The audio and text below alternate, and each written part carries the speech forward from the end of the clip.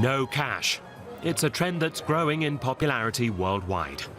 Last year, Visa ran a campaign in which it offered 50 restaurants $10,000 each if they agreed to stop accepting cash. I don't know. Michael Ryan wasn't able to apply as his restaurant had already gone cashless. We're ready to go, and we don't serve it. I've been in this business a long time, and I feel like there's a lot of theft when you have cash around. So when there's cash in the safe, downstairs, in the office, behind the counter, everyone's dipping in, everyone's sharing. You share your drawer with another employee, there's cash always goes missing. So it's just like this eliminated theft issue. So that's off the table. But the more importantly, it's like today I was late to work, the place can still open because they don't need to go to the safe, get cash, set up the store. He can just arrive and open up. So it's, from an operational standpoint, it's a breeze. It's super, super easy. A world without cash is not the kind of world Brett Scott wants to see. He used to work as a financial broker. Now he's a writer. He believes preserving the ability to pay with cash is vital. Cash doesn't have anybody to advocate for it because it's like a public utility. So you have on the one side these highly motivated commercial entities, and on the other hand you have cash who doesn't have anybody who.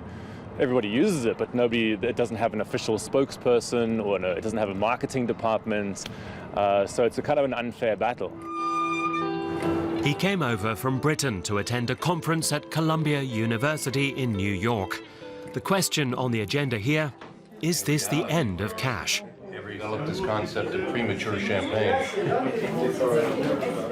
The conference brought together a select group of financial experts from around the world. None of them believe cash stands much of a chance anymore. But Brett believes the current trend is a mistake. The best analogy to understand this is to think about cars versus bicycles. If you're living in a world where there's only bicycles, actually maybe it'll be a good thing to get a car. You can travel further, you can travel faster. But that's different to saying you want to get rid of the ability to use bicycles. Actually, what you want is a world where you have different forms of transport. In a similar way, you want a world where you have different forms of payment. So sometimes in certain situations you can use cash, sometimes digital. But these guys are not calling for that. They're saying we want a world where there's only digital, or in the transport analogy, only cars. You're only allowed to use cars. When he's traveling, Brett sometimes pays by card, but he mostly prefers to use cash.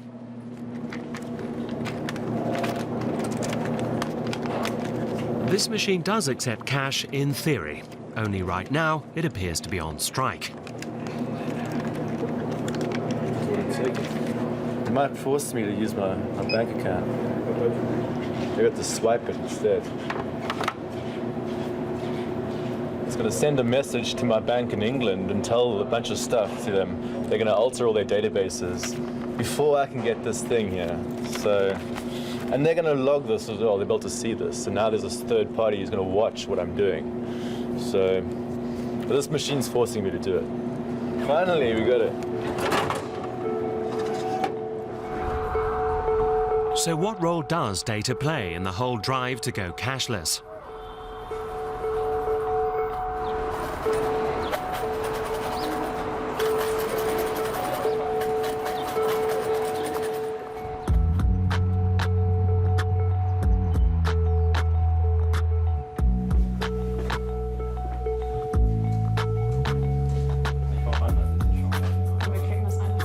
Back in Germany at the University of Siegen, economics students are wondering how safe digital payment systems are.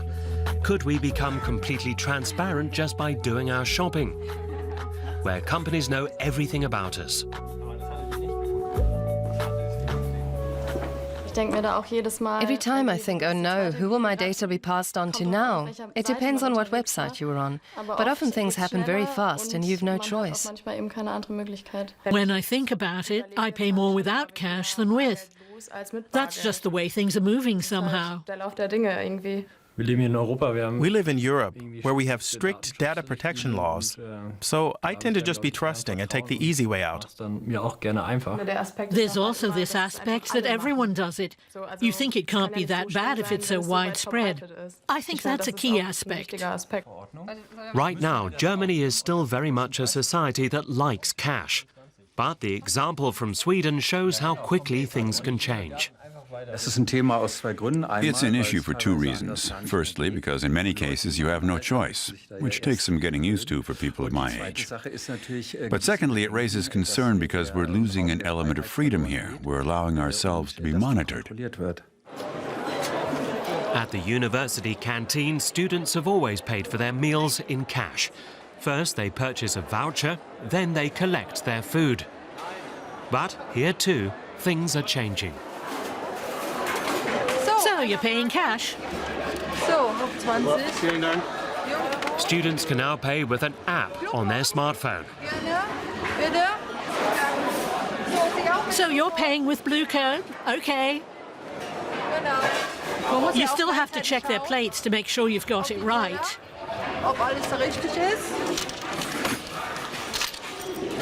And what you need to charge for.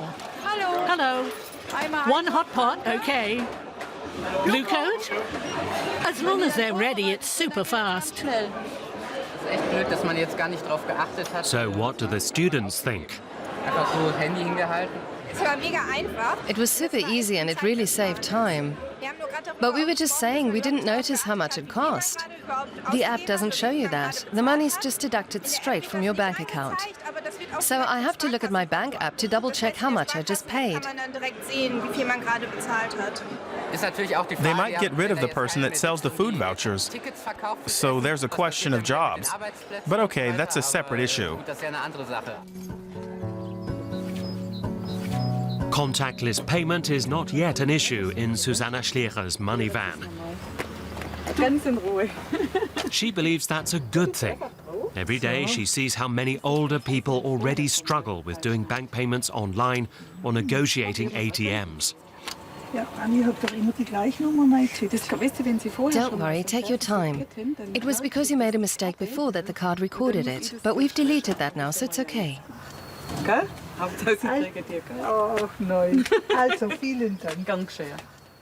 still need help. I don't like machines. I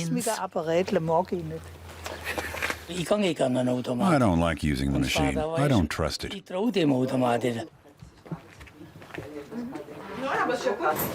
Susanna Schlecher helps her customers where she can. A cashless society is inconceivable to many people here. The customers want cash. They just can't imagine going to the bakery or the local market and paying with their card.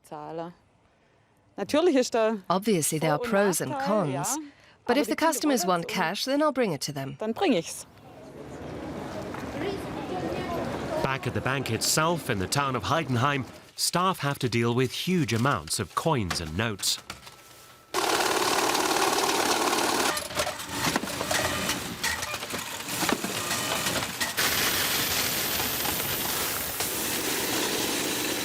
The Germans may still love their cash, but the figures recorded by the banks tell a different story. Customers are drawing out less and less money. Meanwhile, the bank says the cost of keeping all the cash on hand is huge. These guys produce quite a few tons worth each year. They put together over 120,000 rolls of coins a year using our machines. My goodness, that's a lot. And that incurs costs which the bank can't cover through the fees that the customers pay. In our basement, where we keep the money, we generally have 2 employees working full-time. So personnel costs alone are around 100,000 euros a year. Then add the cost of materials, paper, the machine, electricity, maintenance, service costs. In theory, the rent for the room as well. Money's an expensive product. Overall, the cost to banks amounts to billions of euros each year. But that's not the only issue threatening the future of cash. The European Union is also playing its part, putting limits on cash payments and threatening to do away with large euro notes. Is cash fast becoming a museum piece? Not at all, says Germany's central bank. But the man in charge of cash management at the Bundesbank freely admits things are changing. There's a clear agenda going on here, and we mustn't be fooled by that. We're talking about a lot of money. Companies earn a lot from non-cash instruments like credit cards. People don't talk about that much. But they're happy to talk up the cost of cash. What they don't reveal is that non-cash payments also cost money.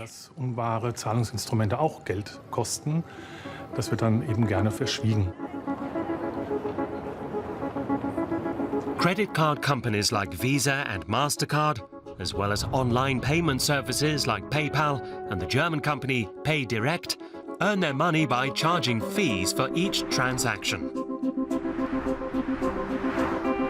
In Germany alone, there are over 20 billion payment transactions a year by credit card or online payment service.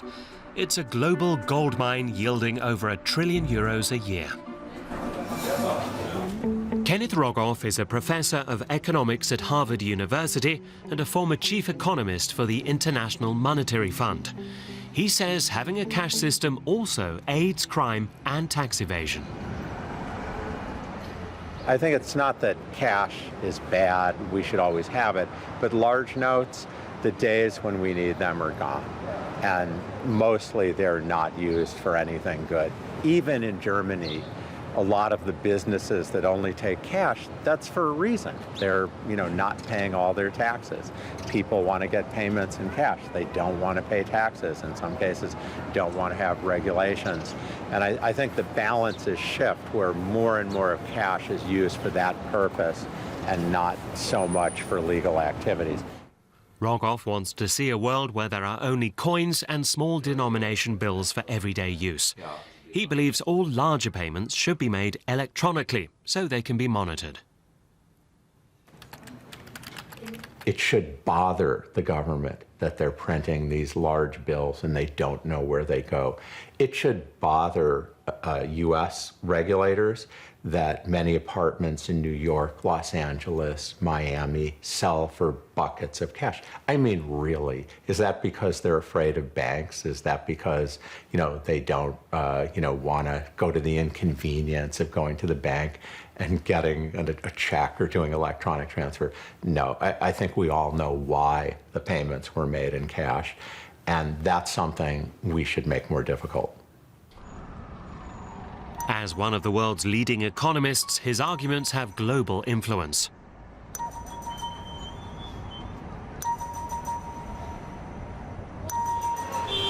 In November 2016, India made a shock announcement. Overnight, the country's largest denomination bills ceased to be legal tender. Suddenly, around 85% of India's banknotes could no longer be used. Corruption and the black market are the biggest challenges facing our country. Since coming to power, we've done a lot to combat that.